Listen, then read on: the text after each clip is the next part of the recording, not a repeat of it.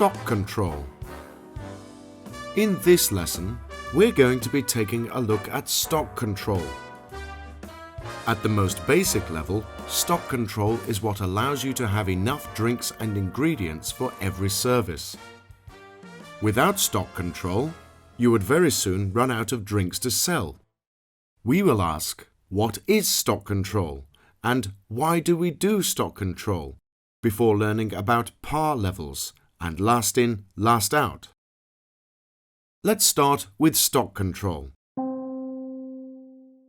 Stock control is the act of checking up on how much stock of drinks and ingredients you have at your bar. It includes the following: ensuring that your drinks and ingredients are in the fridge and that there are enough. Recognizing when something is removed from the fridge and not returned. In other words, when something is bought by a customer. Ensuring that more products are placed into the fridge to replace the ones that have been removed. And creating information reports which are then used to plan ahead or understand what happened in the past. While different bars have different ways of running their stock control, these principles apply across all bars. Why do we do stock control?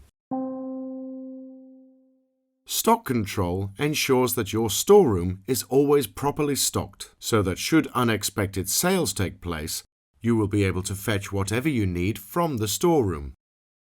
This means that the reasons why we have stock control is so that we always have enough of everything that we need, and are able to know when we need more so that we don't run out. Now let's learn about par levels. A par level refers to the exact number of a certain drink that you need in your fridge to ensure that you always have enough drinks and that they are always at the correct temperature. The best way to explain how a par level works is through an example.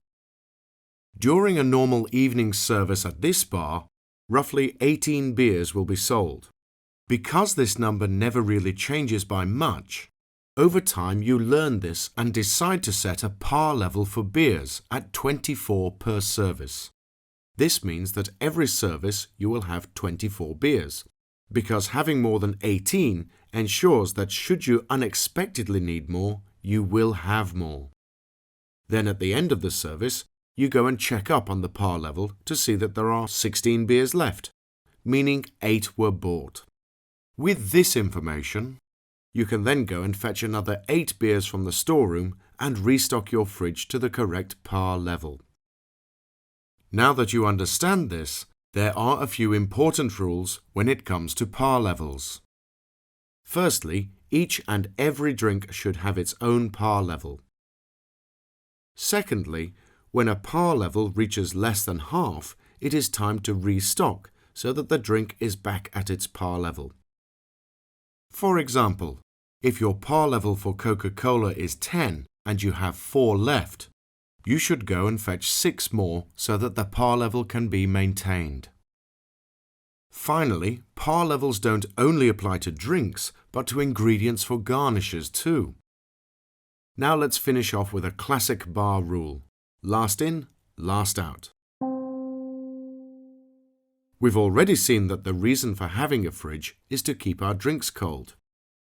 However, if we don't stock our fridge properly, it won't have enough time to get the drinks cold. The last in, last out rule is very simple. When packing new items from the storeroom into the fridge, always add them to the back of the fridge, behind the ones that are already in the fridge. This means that you are able to reach the cold drinks first, and that the ones which you place at the back of the fridge have time to cool down to the perfect temperature. While this rule is very simple, it is very important, as there is nothing worse than getting a drink which is warm.